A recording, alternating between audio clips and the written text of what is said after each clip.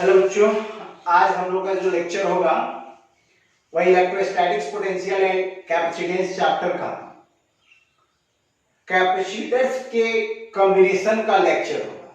यानी अभी तक हम लोगों ने कैपेसिटर पढ़ा था, फिर हम लोगों ने पढ़ा था पैरेलल प्लेट कैपेसिटर, और आज हम लोग पढ़ने जा रहे हैं कॉम्बिनेशन ऑफ कैपेसिटर्स।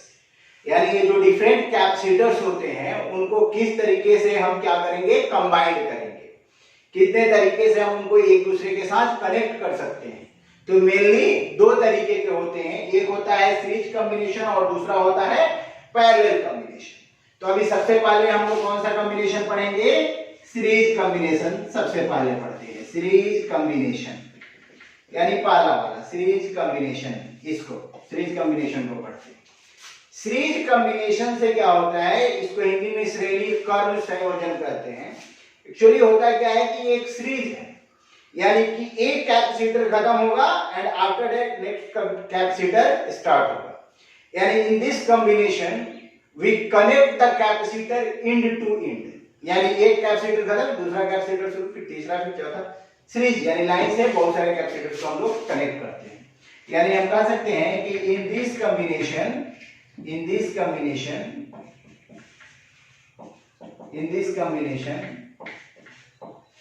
इस कॉम्बिनेशन में कैपेसिटर्स कैसे कनेक्टेड होते हैं, इंड टू इंड कनेक्टेड होते हैं। In this combination capacitors are connected end to end, यानी इंड टू इंड। एक खत्म होता है तो दूसरा हम लोग यहां से क्या करते हैं, स्टार्ट करते हैं। यानी एक कैपेसिटर को खत्म करेंगे और दूसरे कैपेसिटर्स को क्या करेंगे, हम लोग वहां से स्टार्ट करेंगे। जैसे देखिए यहाँ पे एक कैपेसिटर यहां हमने लगाया C1, फिर हमने क्या लगाया, दूसरा कैपेसिटर लगाया यहाँ पे C2। इस तरीके से हम कितना कैपेसिटर लगा सकते हैं, हम 3 कैपेसिटर मान के चलते हैं, C1, C2 और C3। यानी पहला कैपेसिटर खत्म हुआ तो दूसरा शुरू, दूसरा खत्म हुआ तो तीसरा शुरू। यानी इस तरीके से हम इसमें कैपेसिटर्स को ऐड कर सकते हैं। और यहाँ पे हमने एक बैटरी डाल दिया प्लस माइनस, जिसका V वोल्ट का है, ठीक। या फिर इसको एक ग्राउंड भी कर देते हैं, हम लोग ग्राउंड कर देते हैं, और ग्राउंड करने के बाद में ऐसे भी बनाते हैं, इसको ग्राउंड कर देते हैं कि इसका एक कॉम्बिनेशन जो है यहाँ पे लिया गया, हम लोग ग्राउंडिंग कर दिए और टोटल पोटेंशियल यहाँ पे बता देते हैं कि ये V पोटेंशियल है टोटल, यहाँ से लेके वहां। और इसमें यहां से चार्ज जो फ्लो कर रहा है that is the Q charge. यानी जो चार्ज फ्लो करेगा उसका एक ही रास्ता है फ्लो करने का, दूसरा कोई पाथ यहाँ पे दिख नहीं रहा है। यानी इसमें जो चार्ज आएगा वो भी Q होगा, और इससे जो पास करेगा यहाँ भी Q, नेक्स्ट में Q, और इस तरीके से Q चार्ज ही जनरेट होते जाएंगे। एक्चुअली में आपको यहाँ पे अगर प्लस होता है तो इंडक्शन वाला, फिर यहाँ अंदर में माइनस, बाहर में प्लस से ट्रांसफर होता है, इस तरीके से यानी सेम चार्ज जनरेट होता है ड्यू टू इंडक्शन। हम सिर्फ जानते हैं कि यहाँ Q है तो एक ही बात है, यहाँ भी Q, इधर भी Q, इस तरीके से Q चार्ज आगे बढ़े। यानी एक बात तो क्लियर हो गया कि सीरीज कॉम्बिनेशन में प्रत्येक कैपेसिटर पे चार्ज क्या है, सेम है। यानी इस पे भी Q चार्ज है, इस पे भी Q है, इस पे भी Q है, सब पे चार्ज क्या है, सेम है। तो हम कह सकते हैं कि in series combination charge on each capacitor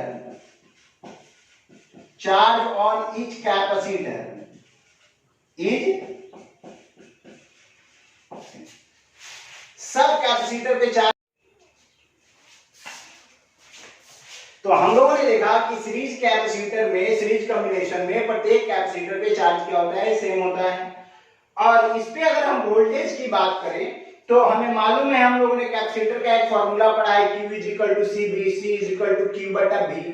यानी कि यहाँ पे अगर C1 है, चार्ज Q है, तो V क्या होगा, C = QV, तो V = Q/C। तो C का वैल्यू चेंज हो रहा है, तो ये बात क्लियर है कि प्रत्येक कैपेसिटर के अलोंग वोल्टेज भी क्या होगा, चेंज करेगा। यानी यहाँ पे इसके अलोंग अगर हमारा वोल्टेज V1 है तो इसके अलोंग वोल्टेज V2 होगा, और इसके अलोंग वोल्टेज V3, और टोटल वोल्टेज हमने कितना माना है, V। यानी कह सकते हैं कि इन सीरीज कॉम्बिनेशन में voltage across each capacitor is different।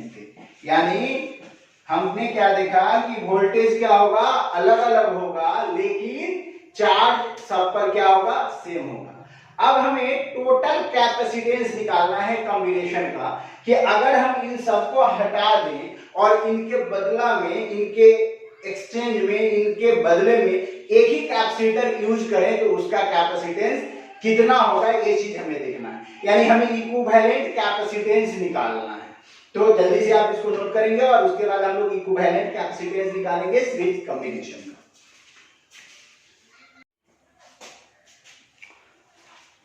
अब हम यहाँ पे वोल्टेज निकालेंगे अक्रॉस डिफरेंट कैपेसिटर। अलग अलग कैपेसिटर्स के अक्रॉस जो वोल्टेज है वह हम लोग वोल्टेज काउंट करेंगे। एक्चुअली में जब हम कैपेसिटेंस का इक्विवेलेंट कैपेसिटेंस अगर हम निकालते हैं सीरीज या पैरेलल में, तो हमारा फोकस यही होता है कि जो चीज डिफरेंट हो हम उसको पहले कैलकुलेट करते हैं। जैसे यहाँ पे क्या डिफरेंट है, वोल्टेज, तो हम क्या किसको कैलकुलेट करेंगे, वोल्टेज को कैलकुलेट करेंगे। हमें मालूम है Q = C भी, तो V = Q/C, यानी Q इसमें चार्ज गया और कैपेसिटेंस कितना है C1, तो Q/C1, सिमिलरली Q/C2 और इधर होगा Q/C3। Total voltage V = V1 + V2 + V3, यानी V = हम V1 का वैल्यू डालेंगे Q/C1, Q/C2, Q/C3, तो V = Q कॉमन कर लेंगे तो 1/C1, 1/C2, 1/C3। इसको एक नंबर इक्वेशन हम मान लेते हैं कि ये पहला इक्वेशन। अब पूरे कॉम्बिनेशन का इक्विवेलेंट मतलब टोटल कैपेसिटेंस हम मानते हैं 1/CS, यानी जो हम कैलकुलेट कर रहे हैं, इन सबके बदला में एक कैपेसिटर है। इक्विवेलेंट इसको हम लोग टोटल भी बोल सकते हैं। Total capacitance of combination is CS, S for series, CS यानी सबके बदला में एक CS। तो हमको टोटल वोल्टेज मालूम है कितना है V, देयरफॉर हम कह सकते हैं टोटल वोल्टेज V = क्या हो जाएगा, Q/CS। टोटल वोल्टेज तो टोटल चार्ज, और क्या होगा यहाँ पे हमारा total capacitance, that is the equivalent capacitance. Equation number 2 from equation first and second LHS बराबर है तो RHS भी बराबर होगा Q/CS = Q/C1, Q/C2 + Q/C3, Q/CS, Q common कर लेंगे, क्या बचेगा 1/CS, 1/C2, 1/C3, Q से Q कैंसिल हो जाएगा, therefore 1/CS = 1/C1 + 1/C2 + 1/C3। अगर हमारा n कैपेसिटर रहे, इसी प्रकार से अगर हमारा n कैपेसिटर रहे तो हम वहां पे क्या करेंगे, सो देखिए अगर n कैपेसिटर रहेगा तो हम क्या करेंगे, इस पे फोकस करते हैं। फॉर n कैपेसिटर, इसी तरीके से हम जितने भी कैपेसिटर्स रहेंगे सबको क्या करेंगे, ऐड करते चले जाएंगे। For n capacitor 1/CS, 1/C1 + 1/C2 + n capacitor के लिए हम क्या लिखेंगे, 1/CS = 1/C1, 1/C2 + ... 1/CN।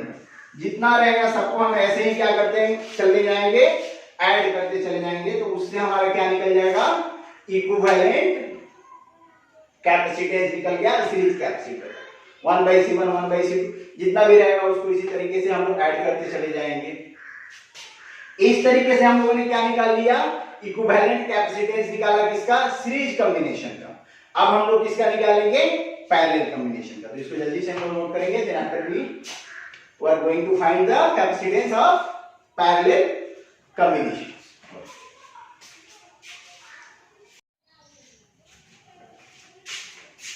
Now parallel combination. In this combination, one side is connected at one point and another side is connected at another point. यानी जो capacitor होगा उसका एक साइड एक पॉइंट पे तो दूसरे साइड दूसरे पॉइंट पे कनेक्ट करेंगे, तो उसे हम लोग क्या बोलेंगे? Parallel combination. सीरीज में क्या था? पहला खत्म हो रहा था, दूसरा खत्म हो रहा था, तीसरा। पैरेलल में क्या है कि सब एक साइड का एक पॉइंट पे दूसरे साइड का दूसरे पॉइंट पे कनेक्ट करते हैं, तो इसको क्या बोलते हैं हम लोग? Parallel combination. अब यहाँ पे हमने एक वोल्टेज भी छोड़ा, ठीक, यहाँ पे भी वोल्टेज है, एक क्रॉस सबके भी वोल्टेज हमने लगाया है। अगर यहाँ से चार्ज हमारा चला Q, तो इधर कौन सा चार्ज आ जाएगा? इसमें Q1 और इधर Q2 और इधर Q3, बिकॉज यहाँ पे इसको तीन पास मिल रहा है, एक जगह Q1 एक जगह Q2 और दूसरी जगह Q3। और इसका जो बंटवारा होता है चार्ज के अमाउंट का, वो कुछ रेशियो होता है C1 के, रेशियो से C1 का कितना वैल्यू है, कितना रेशियो है, उस अक्रॉस इसमें इतना चार्ज जाता है।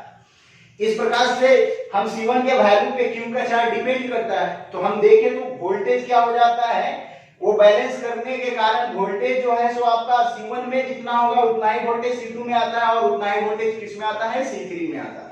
क्योंकि बंटवारा उसी के हिसाब से होता है कि वोल्टेज क्या हो, सब में बराबर बराबर, अदरवाइज किसी में कितना भी चार्ज जा सकता था। तो हम लोग एक बात तो समझ गए यहाँ पे कि पैरेलल कॉम्बिनेशन में चार्ज हर कैपेसिटर में अलग अलग होगा, लेकिन वोल्टेज सब कैपेसिटर के अलोंग क्या होगा? सेम होगा। यानी हम कह सकते हैं कि in parallel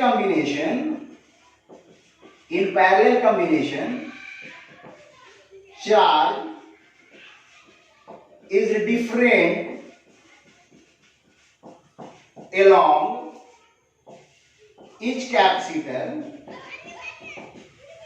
but electric potential, that is the voltage, electric potential जिसे हम लोग क्या कहते हैं? voltage is same along each capacitor। ध्यान देने वाली बात है कि चार्ज क्या होता है? चार्ज डिफरेंट होता है, लेकिन जो वोल्टेज होता है वो क्या होता है? सेम होता है along each कैपेसिटर। यानी यहाँ पे अब हमें क्या करना है? कैपेसिटेंस निकालना है। किसका? इक्विवेलेंट कैपेसिटेंस निकालना है कॉम्बिनेशन का, कि अगर हम इन पूरे को एक बार में रिप्लेस कर दें और एक दूसरा कैपेसिटर डाल दें यहाँ पे, इन सबके बराबर में जो काम करता रहा, तो उसको हम लोग क्या बोलते हैं? इक्विवेलेंट, यानी टोटल कैपेसिटर बोलते हैं, कैपेसिटेंस बोलते हैं। तो वो चीज हमें कैलकुलेट करना है। तो चलिए अब हम लोग निकालेंगे टोटल कैपेसिटेंस, यानी equivalent capacitance of the combination, equivalent capacitance of the combination. यानी एक बात तो समझ में आ गया कि यहाँ पे क्या डिफरेंट हो रहा है, क्या डिफरेंट हो रहा है हमारा? तो यहाँ डिफरेंट हो रहा है हमारा, बताइए, डिफरेंट हो रहा है हमारा चार्ज। तो हम किसको कैलकुलेट करेंगे? सबसे पहले हम लोग कैलकुलेट करेंगे चार्ज को, यानी जो डिफरेंट होता है उसी को कैलकुलेट करते हैं इस तरीके के डेरिवेशंस में। तो हम सबसे पहले किसको कैलकुलेट करेंगे? चार्ज, यानी we are going to calculate electric charge. Electric charge को हमें कैलकुलेट करना है अक्रॉस डिफरेंट कैपेसिटर,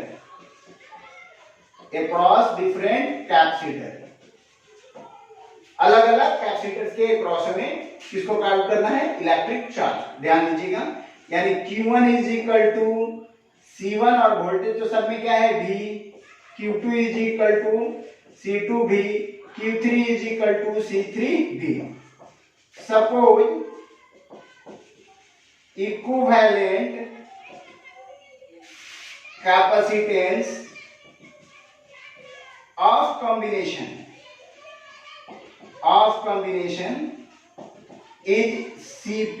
हम मान ले रहे हैं कितना है? Cp, P for parallel.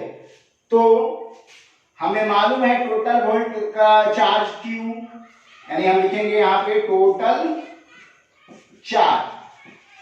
Q is equal to क्या होगा, total capacitance into total voltage. इसको मानते हैं 1 नंबर इक्वेशन। टोटल चार्ज हमें मालूम है Q is equal to Q1 plus Q2 plus Q3। Q1 का वैल्यू कितना है, C1V C2V C1V C2V और प्लस C3V। यहां पे हम लोग कॉमन ले लेंगे V को, तो C1 plus C2 plus C3 from equation first and second. Equation first और सेकेंड से LHS बराबर है तो RHS भी क्या होगा, बराबर होगा। C1 plus C2 plus C3 V से भी कैंसिल हो जाएगा, तो Cp इज इक्वल टू आ जाएगा C1 plus C2 plus C3। C1 plus C2 plus C3 for n capacitor. अगर हम n कैपेसिटर्स की बात करेंगे तो ये लाइन क्या होगा, इसी के साथ में आगे बढ़ता चला जाएगा और इस तरीके के कॉम्बिनेशंस इसके साथ में और जुड़ते चले जाएंगे। यानी फॉर n कैपेसिटर, अगर n कैपेसिटर की बात करें तो Cp इज इक्वल टू हो जाएगा C1 plus C2 plus C3 dot dot dot Cn। जितने रहेंगे सबको हम क्या कर देंगे, इसी तरीके से जोड़ते चले जाएंगे। यानी एक बात हमें समझ में यहां पे आ रहा है कि पैरेलल कॉम्बिनेशन में कैपेसिटेंस की वैल्यू बढ़ रही है, प्लस हो रहा है तो वैल्यू क्या हो रहा है, बढ़ रहा है। लेकिन सीरीज कॉम्बिनेशन में 1/CS हो रहा था तो वहां पे वैल्यू क्या हो रही थी, घट रही थी। यानी पैरेलल कॉम्बिनेशन में कैपेसिटेंस की वैल्यू बढ़ता है और सीरीज कॉम्बिनेशन में कैपेसिटेंस की वैल्यू घटता है। तो अगर हम इसमें एक और क्वेश्चंस के ही टर्म में हम इसको देखेंगे, इसके अलग अलग क्वेश्चंस देखना है। फिर एक फॉर्मूला आता है आपको कि सब कैपेसिटर का कैपेसिटेंस अगर सेम है, n कैपेसिटर्स लगाए हैं, सेम कैपेसिटेंस है, तो उसका सीरीज और पैरेलल का आपको रेशियो निकालना होता है। तो उसको हम न्यूमेरिकल सेक्शन में ही रखेंगे। तो अगला जो नेक्स्ट लेक्चर होगा वो न्यूमेरिकल सेक्शन का होगा, क्योंकि पैरेलल प्लेट कैपेसिटर का भी न्यूमेरिकल आपसे नहीं बनवाए हैं। तो पैरेलल प्लेट कैपेसिटर्स का भी न्यूमेरिकल बनेगा और सीरीज और पैरेलल का भी बनेगा। यानी जो नेक्स्ट लेक्चर आपको अपलोड होगा that will be totally numerical based. Okay, thank you. आज हम लोगों ने 2 चीज समझ लिया, आपको इक्विवेलेंट कैपेसिटेंस निकाला, सीरीज और पैरेलल।